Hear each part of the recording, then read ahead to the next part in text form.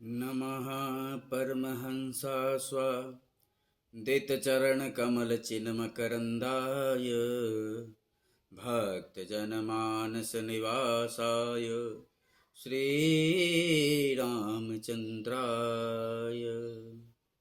नमस्कार, मैं हेमंत शर्मा आप सभी का स्वागत करता हूं अपने YouTube चैनल आध्यात्मिक ज्ञान हेमंत शर्मा जी पर।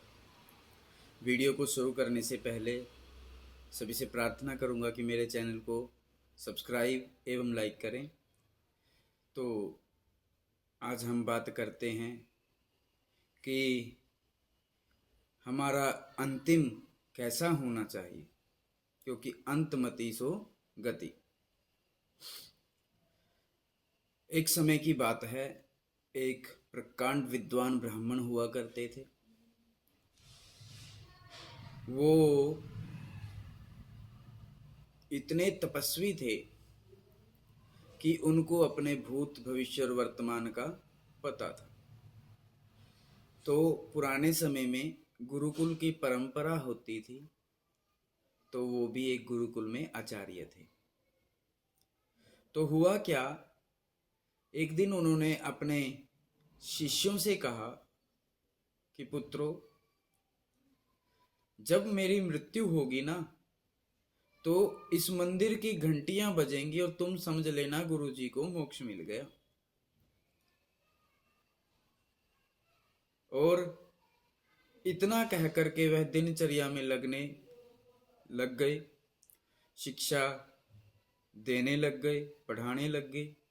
और ज्यों ज्यों समय बीता और गुरुजी के शरीर को पूर्ण होने का समय आया, तो वह वृद्धावस्था को प्राप्त हो रहे थे।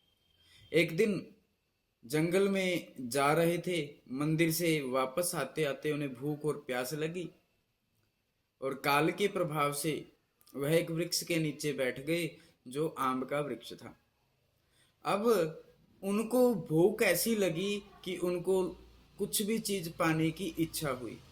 इधर इनको भूख लगी, उधर इनकी नजर ऊपर लगे आम पर पड़ी और इनका ध्यान आम की तरफ चला गया और इतने में प्राण छूट गए। तो हुआ क्या, कोई घंटियां नहीं बजी। शिष्यों ने देखा कि गुरुजी आगे तो इस समय तक वापस आ जाते हैं, अभी तक आए नहीं हैं, क्यों ना चल के देखा जाए। तो सभी शिष्य गए और जैसे ही देखा तो क्या देखा कि गुरुजी तो शरीर त्याग चुके हैं। अब जैसे ही उन्होंने देखा कि गुरुजी ने तो शरीर त्याग दिया, तो उनके शिष्यों के मन में गुरुजी की कही हुई बात आ गई और उन्होंने कहा कि गुरुजी ने कहा था, जिस समय मैं शरीर त्यागूंगा और घंटियों की आवाज सुनाई देगी तो समझ लेना मुझे मोक्ष मिल गया, किंतु ऐसा हुआ नहीं। तो उन्हीं में से गुरुजी के एक प्रिय शिष्य ने कहा कि चलो देखते हैं। और जहां पर गुरुजी की देह पड़ी थी, तो उन्होंने वहीं पर बैठ करके इधर उधर देखा, तो ऊपर ध्यान गया और ऊपर ध्यान जैसे ही गया तो एक आम के फल पे उनकी नजर टिकी और उन्होंने उस फल को उतारा।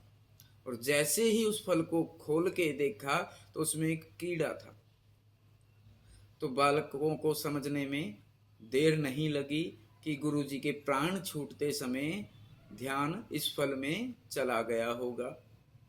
तो क्या हुआ, उन्होंने उस कीड़े को मार दिया और जैसे ही कीड़े को मारा तो मंदिर की घंटियां बज उठी। उन्होंने सविधि अपने गुरुदेव की और दुदेहिक क्रिया की। तो इस छोटी सी कहानी से यह पता चलता है कि अंतिम समय में जैसी याद रहेगी ना, वैसी ही योनि प्राप्त होती है। इसीलिए अंतिम समय में प्रयत्न करना चाहिए कि राम जी का नाम स्मरण हो सके। जैसी स्मृति हमारी अंतिम अवस्था में रहेगी, वैसे ही गति प्राप्त होती है। बच्चों में, परिवार में, धन में अगर हमारी स्मृति मरते समय हो गई तो कुकर सूकर की योनियों में फिर से आना पड़ेगा। और अगर कहीं अंतिम में नारायण की याद आ गई, जिस प्रकार अजामिल को आई थी, तो हमारा मोक्ष हो जाएगा। बोले बांके बिहारी लाल की जय।